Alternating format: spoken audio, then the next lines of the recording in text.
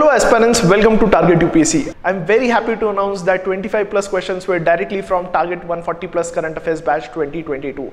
And I wanted to show you कि कहाँ से आया है. If you watch this video till the end, हमने last part में यही डाला है कि कौन सा question और कौन से video से आया है, तो आप वो proof last में देख सकते हैं. Secondly, how we could crack 25 questions. The reason was we covered current affairs of 2 years, linked current with static and had a holistic approach. We linked current affairs both horizontally, vertically also. जैसे tea board का question था, news में coffee board था, लेकिन we covered tea board, we covered silk board, सब कुछ हमने comprehensively cover किया था. So this is how we could crack 25 questions. Secondly, अगर आप हमारा 12 आवर्स का वीडियो देखोगे, polity between the lines, mapping का वीडियो या फिर एग्रीकल्चर डॉक्यूमेंट, डायरेक्टली क्वेश्चन वहीं से आए हैं. हमने ये सारी चीजें हमारे टेलीग्राम ग्रुप पर डाली है. बहुत सारे स्टूडेंट्स के थैंक यू मैसेजेस आ रहे हैं, कॉल्स आ रहे हैं with respect to 12 hours video and how it help them to clear the examination. I would thank you everyone for your appreciation, for your love, and do tell your friends how 12 hours video helped you. Moreover, अगर आपके कोई दोस्त है जिसने target 140 plus batch 2022 लगाया था, उनको पूछिए कि क्वेश्चंस आए या नहीं है. They would tell you the truth and they would tell you the reality. As you have seen that National Aquifer Mapping and Management Program is implemented by Central Groundwater Board. You should know certain things. What is the aim of this important organization? The main aim is to develop and disseminate technologies and monitor and implement national policies for scientific and sustainable development and management of groundwater. So basically what it does is it makes policies for the management of groundwater. It disseminates information and technologies to state government, to central government with respect to conservation of groundwater. So it's majorly a policy making body. तो ये आपको पता चाहिए. Side by side, you should know about an important organization, Central Groundwater Authority. It is set up under Section 3 of Environment Protection Act 1986. And the aim of this organization is to regulate and control development, management of groundwater resource in the country. So basically, Central Groundwater Board makes policies, and these policies are implemented by Central Groundwater Authority. ये आपको पता चाहिए. The fines for over exploitation of groundwater and requirement of NOC is from Central Groundwater Authority. This is the major implementing authority or who enforces the law and who implements the law. ये आपको पता चाहिए. Who implements the policy is Central Groundwater Authority.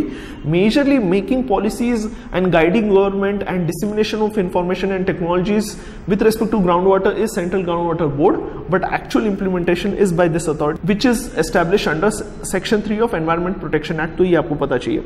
Apart from this, you should know that this organization is also involved in taking penal action. तो ये आपको पता चाहिए. It can impose fine on various industries and every industry has to take NOC from this authority before extracting groundwater. तो ये भी news में था, तो ये आपको पता चाहिए. Next is on students demand. We have launched a current affairs batch for 2023, that is target 140 plus batch, which would have 100 plus videos, 5 tests, and the current affairs of 2 years would be covered in the most comprehensive way, linking current with static, going horizontally and vertically. If you are interested in the batch, do check the description. सबसे important है, you must have heard about various boards which are in news. अगर आप newspaper पढ़ रहे हो तो बहुत सारे बोर्ड्स हैं. तो सेंट्रल सिल्क बोर्ड न्यूज में है, तो इट्स अ स्टैट्यूटरी बॉडी. कुछ इंपॉर्टेंट फैक्ट्स इसके बारे में. एवरी बोर्ड एम्स क्या करता है, every part of every board is to promote that industries, to make policies, to support MSMEs in that respective sectors. उसको प्रमोट करना है, एंड वो सेक्टर को प्रमोट करना एक मेन फंक्शन है. तो बेसिकली सेंट्रल सिल्क बोर्ड आपको पता चाहिए क्या है. इट्स अ स्टैट्यूटरी बॉडी है. स्टैट्यूटरी बॉडी है under ministry of textiles. Headquarter कहाँ है? बेंगलुरु में है. नेक्स्ट आता है coir board. Coir board is also an statutory body under ministry of MSME के अंडर आता है. तो ये एक इंपॉर्टेंट है. हेडक्वार्टर कहाँ है? कोची में है. यहां आप कंफ्यूज हो सकते हो, कोची में है. Next is spice board, again a statutory body. यहां कंफ्यूजन है, not ministry of agriculture but ministry of commerce and industries. ये भी कोची में है. कोची में 2 बोर्ड हमने देखा, coir board and spice board. Next is KVIC, khadi and village industrial commission. एक इंपॉर्टेंट है, ये भी एक स्टैट्यूटरी बॉडी है अंडर MSME. तो MSME के अंदर 2 है, coir board and khadi and village industrial commission. Next is 4 board है, coffee board, rubber board, tea board, tobacco board. सारे किसके under? Ministry of commerce and trade के अंदर आते हैं. तो एक इंपॉर्टेंट है मिनिस्ट्री ऑफ. स्पाइस बोर्ड भी मैं इधर डालूंगा. स्पाइस बोर्ड भी मिनिस्ट्री ऑफ कॉमर्स. तो 5 board are under ministry of commerce and industries. कौन से है? First is Spice board headquartered in Kochi, coffee board headquartered in Bangalore, rubber board headquartered in Kottayam, tea board Kolkata, tobacco Guntur. Hopefully everyone can remember this. Tobacco कहाँ है? आंध्र प्रदेश के पास मिलता है, तो क्या बोलता है? गुंटूर होगा. टी कहाँ मिलता है? नॉर्थ ईस्ट दार्जिलिंग, तो Kolkata.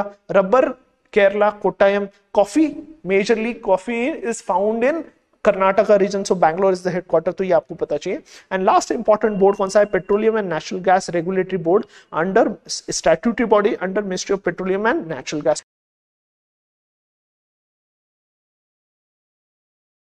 Solar storm. Basically, solar storm is in news because you must have heard various Starlink satellites, which we have already seen in our previous lectures, were destroyed or were inactivated by this solar storm. So basically, solar storm is what? It's basically release of highly magnetized particle from sun.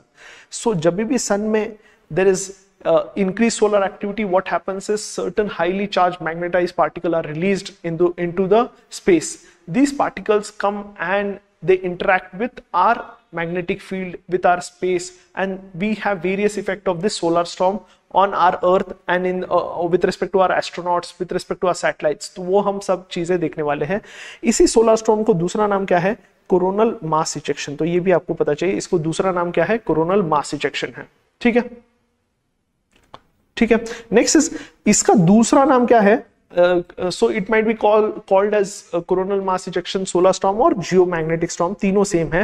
And this excessive release of highly charged magnetized particle, what it does is it affects our satellite system, it affects our electricity supply, it affects our aircrafts also and the GPS system also. तो ये इसका impact is on astronauts, its impact is on the various satellite system, communication satellite पर effect होता है because of this highly charged particle.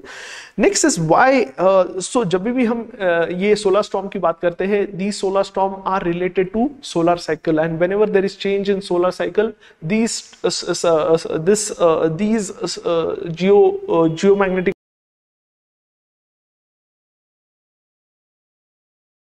Golden mahseer के बारे में पता चाहिए. It's a longest living fish in India. IUCN status endangered है. Found in mountainous and sub mountain region में मिलती है.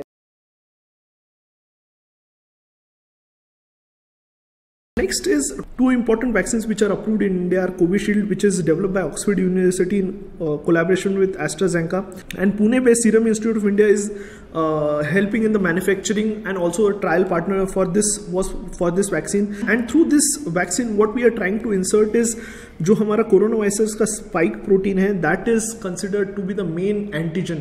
So through this vaccine, what we are trying to inject is this part, that is corona virus spike protein inject करने की कोशिश कर रहे हैं. Other type of vaccine is Covaxin, which is developed by Bharat Biotech. It is first indigenously vaccine against COVID-19, indigenously developed है. And Bharat Biotech has developed this vaccine in collaboration with ICMR and national institute of virology जो पुणे में है. And it is a inactivated vaccine. मतलब inactivated मतलब क्या है? जो virus है उसको किल कर दिया है एंड वो किल्ड वायरस को इंजेक्ट कर रहे हैं हम ह्यूमन बॉडीज में. तो बेसिकली जब वायरस को किल्ड वायरस हम इंजेक्ट कर रहे हैं तो that is also an antigen that would also generate immunity. तो it is said it is also a type of vaccine. तो हमने क्या कर दिया? वायरस को मार दिया एंड वो किल्ड वायरस क्या कर दिया? बॉडी में इंजेक्ट कर दिया. तो effectively body would identify different antigens. It would consider different part of the virus as antigen and it would generate antibody against that virus. तो it is also a type of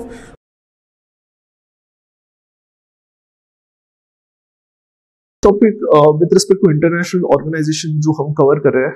SCO के बारे में पता चाहिए. Shanghai cooperation organisation. It was formed in 2001. The headquarters is in Beijing. Presently there are 8 members. Initially it started with 5 members known as Shanghai 5.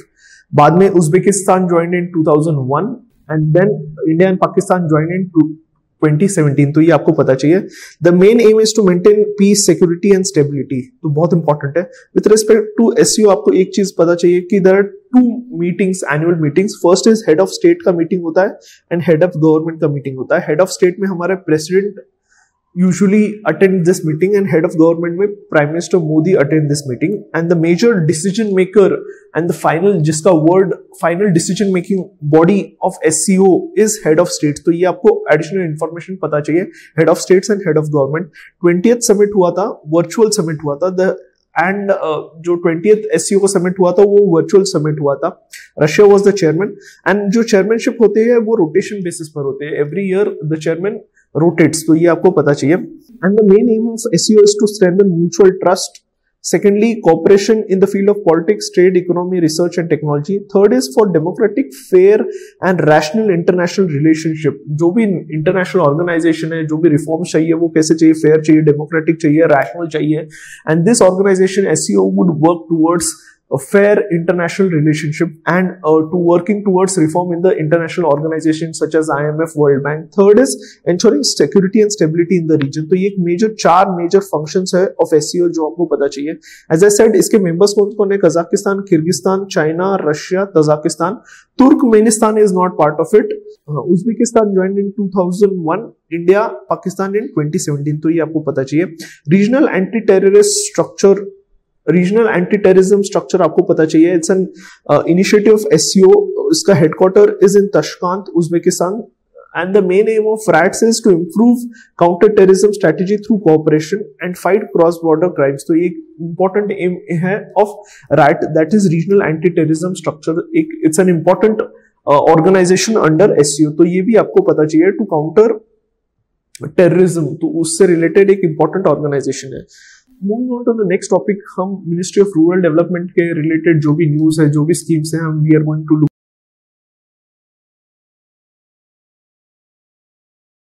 Already told you what is missile technology control regime. It is to avoid proliferation of missile technology. 35 countries are part of it. And another important thing you should know, that regulation of UAVs, unmanned aerial vehicle, is under MTCR. तो अब MTCR के under है, and the decision is based on consensus based decision होते हैं, and the MTCR group can give non-MTCR group the technology with respect to missile. इसमें restrictions लेके आया है, that is up to 500 kgs and up to 300 kilometers. इसलिए जो ब्रह्मोस का initial range था वो 290 kilometers था. Now India is part of it, so the range has